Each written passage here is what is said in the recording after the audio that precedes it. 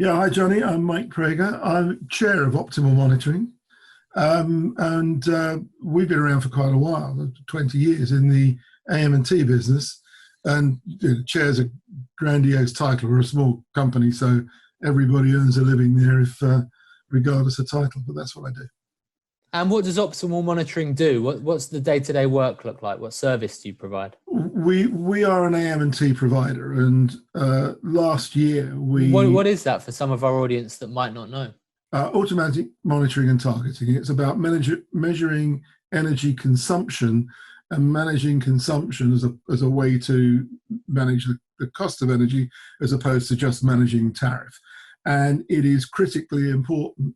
And still in the UK, it's not used as widely across industry as it should be. And you've recently developed a new AI technology, is that correct? Yes, we've been building this for 2 years in conjunction with the University of Reading and under the auspices of Innovate UK.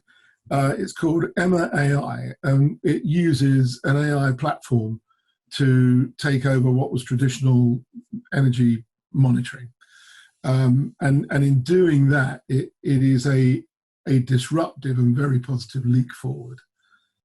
What benefits does it offer over traditional energy monitoring, and what would both involve? What would the process involve historically, and what does it involve now with AI?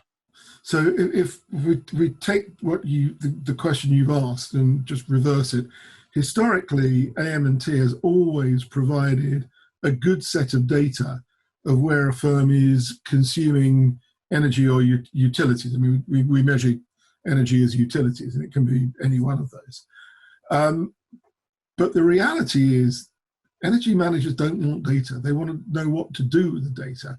And the better the system you had, the more data it threw at you, with the end result that most energy managers were swamped with tons of data, all of it useful, but ran out of time to actually do anything with it. Great for the forecasters and the analysts, but not great for fixing the issues.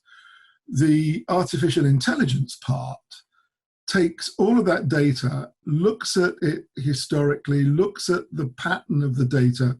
Simple illustration, the data pattern of a main water leak looks different from the data pattern of a faulty valve in a system.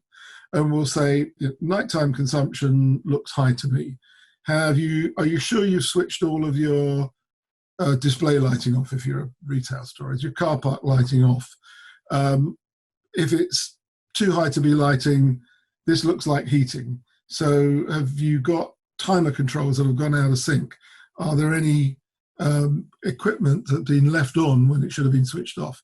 And so from the low-hanging fruit of how can you just save money by being more efficient, it starts to build up to how to inform the debate on how can you manage behavior change to consume less energy without diminishing the service or the comfort of the environment, and ultimately to justify capital expenditure against a proper real-time analysis. So what it does is automate the whole process of looking at the data, and actually will send the work tickets. If you specify who the resource is for water, the plumber, the electrician, the caretaker, will send the work ticket to the appropriate person.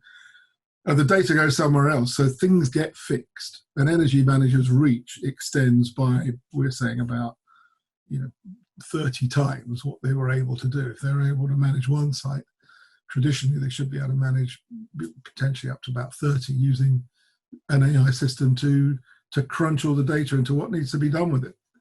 That's a massive step up. That's like having an army of workers underneath you, I suppose, to kind of put that time in.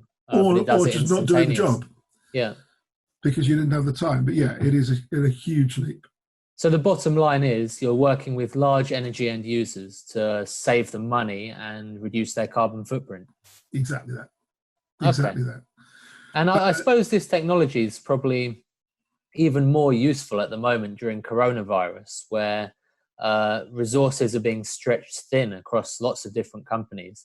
And the time of an energy manager is probably more precious than ever.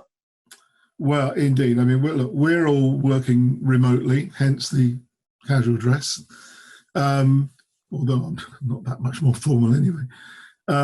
Most of the firms we know are either on reduced time or they're closed down. And we've actually said, if you've got empty buildings as a result of the coronavirus, we will provide Emma to you free of charge through the period of the lockdown. And partly we want to do our bit. I think the country has responded magnificently and we'd like to be part of that.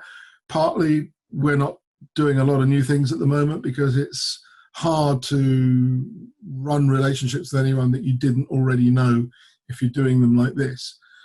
So it's a great opportunity for firms that have had to furlough staff to lose a lot of the expense of not having any income and then shut down buildings. Well, then the last thing you want to do is be using energy unnecessarily in an empty building.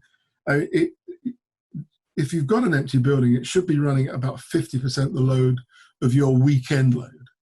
Now, if it's more than that, then there are things that are running that shouldn't be. And if we can help, we'll do that. I mean, it won't last forever. We will go back to our normal pricing when this is all over, hopefully sooner rather than later. But the offer's there and it's sincere. Yeah, that's going to do a big help, I'd imagine, for these companies that are kind of on the line between, staying alive and failing during this time, which is what it comes down to for lots of businesses. So that sounds like it could make a big difference. I hope so. I mean, we're all looking at this horrible cliff edge and pushing it forward. And if this buys a couple more weeks or months, then all well and good. All right. Well, it was fantastic talking to you, and hopefully we'll catch up after this has all subsided to hear more about it. Look forward to that. Thanks for your time.